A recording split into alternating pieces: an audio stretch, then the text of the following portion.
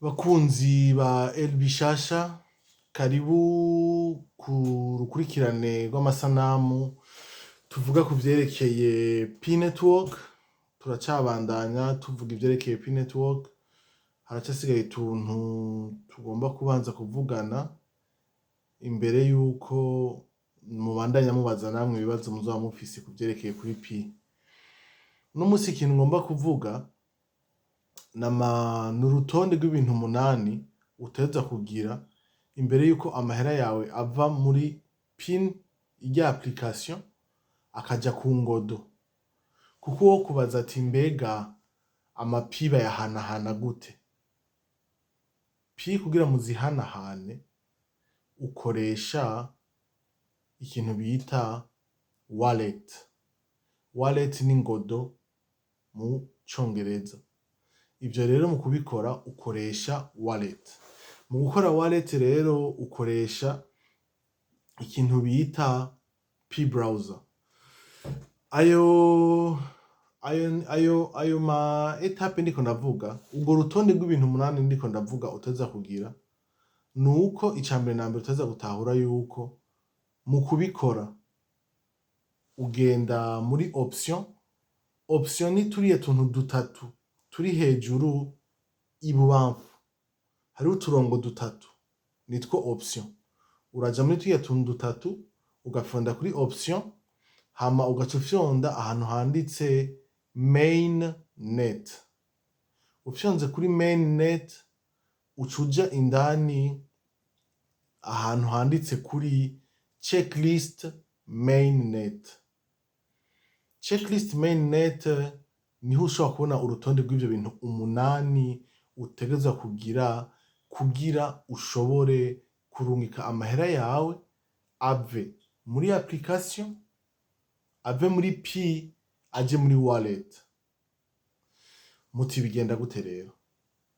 Kuri urwo rutonde icambere cyo gukora ni ugushiramwo programme, ni ugushiramwo application yitwa P-browser.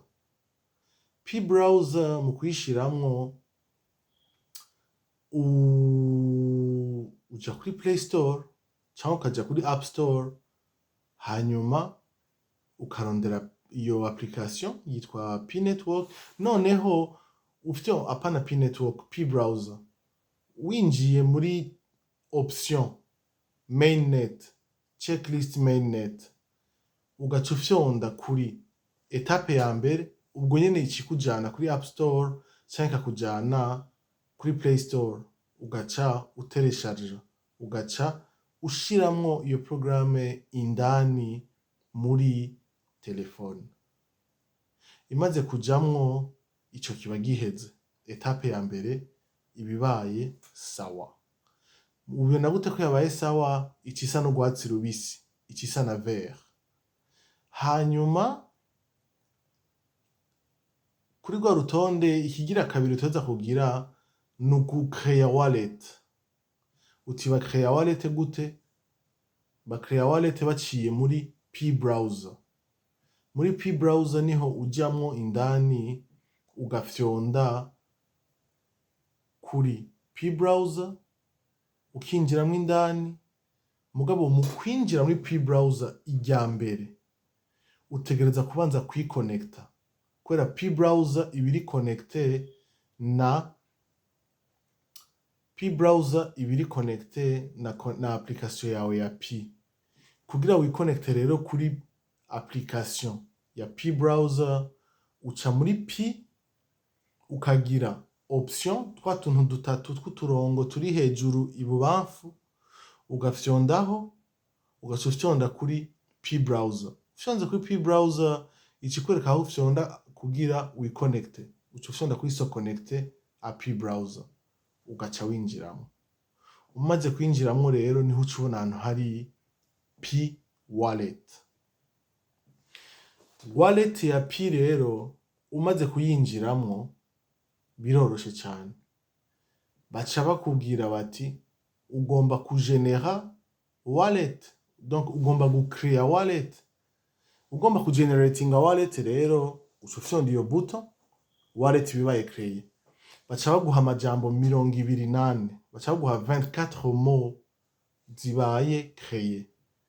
Izo mots 24 nizo uca ufyonda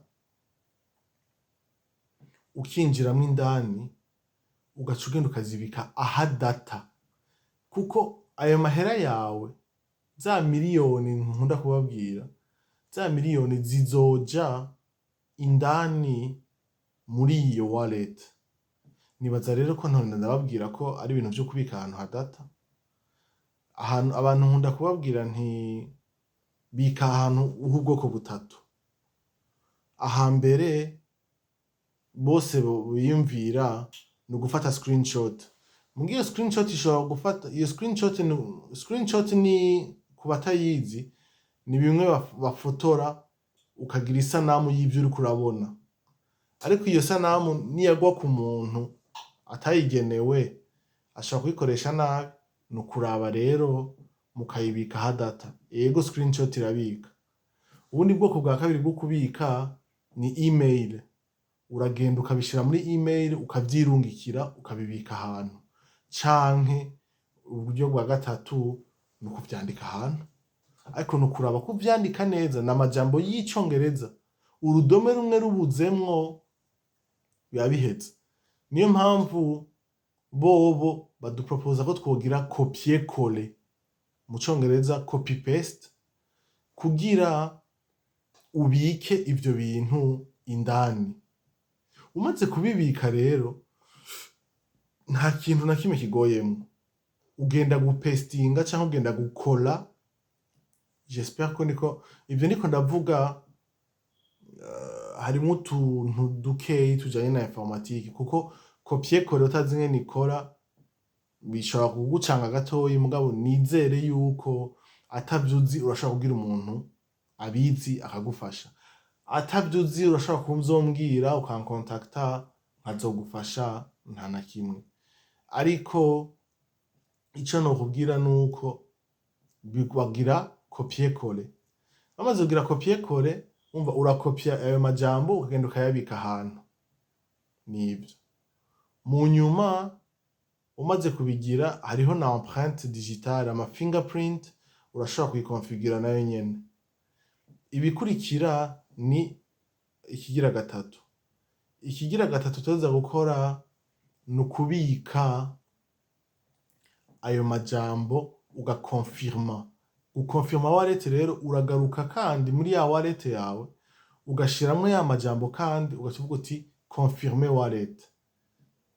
Cya kintu ca kabiri ni ca gatatu bica bisa n'urwatsi rubisi. Ica kane ntigikunda ariho ugicrea pi. Ariko umaze imisi 4 ucreye pi kirakunda. Ni ikintu bita kuveruya amapi yawe. Kuyaveruya bisigura iki? Ni ukwiyemeza ukavuga ati jewe ndiyemeje ko amapi yanje ntazoyakorako muri iki gihe c'umwanya ungana gutya, hanyuma no kwijana nisunze amapi yanje uko angana, ndashobovuga nti 60% y'amapi mfise sinzoyakorako mu mwanya ungana na karorero. Urashobovuga ati mu mwanya 60% y'amapi yanje sinzoyakorako mu mwanya ungana n'umwaka.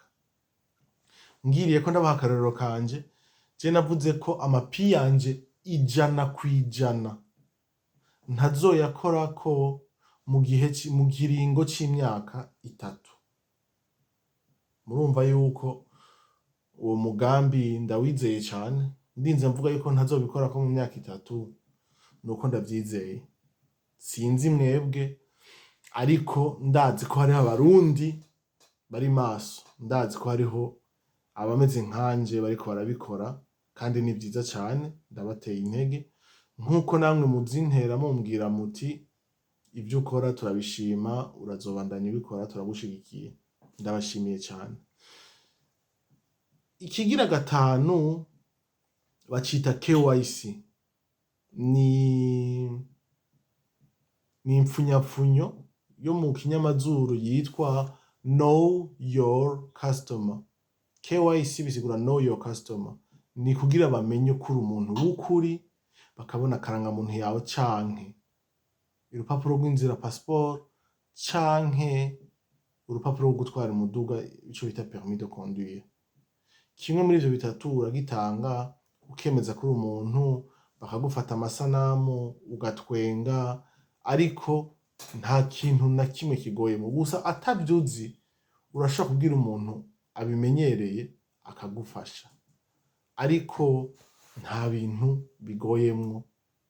Gusa nukumenya ko amasanamu uriko urayafata wofotora akarangamuntu yawe neza, ikabiboneka neza, itelefone ntuyishinge ahubwo ukayicurika. Ivyo vyose barabivuga, upfa gusoma. Utagize ingorane y'ururimi, nibaza ko ata ngorane n'imwe yindi yoza kuhaba. Urutonde, kuri rwa rutonde bigira 6 ni ukwemererwa KYC, irigira 7 ni ukwemererwa, ni uguca usinya, mugabo usinya electroniquement, utera umukono mugabo indani muri telefone, urumva no kumanura hamukemeza ati ndavyemeje, bica bisa n'urwatsi rubisi. Kuri rwa rutonde nyene, etape numero 8, ingingo igira 8 irikora, ni automatique. N'amahera cava rero muri ya application akagenda indani muri ya application ya wallet. Ashitse muri wallet urashobora kurungikira jewe canke nanje ndashobora kurungikira jewe. Wallet yanje narahejeje, namwe rero nifuza yuko ayo mahera yanyu mwoyakura kuri wallet, bambe kuri P akaja muri wallet. Nivyo ibisigaye tuzobivuga nejo. Nimba mwabikunze like, nimba mufise ico mumbarira comment. Ahasigaye ndabibasaba misi yose, nama ndabibabwira yuko gusangiza ari ukwitaho, muraraba musangiza abandi. Mugiraho muba mwubahwe, ahasigaye turi kumwe.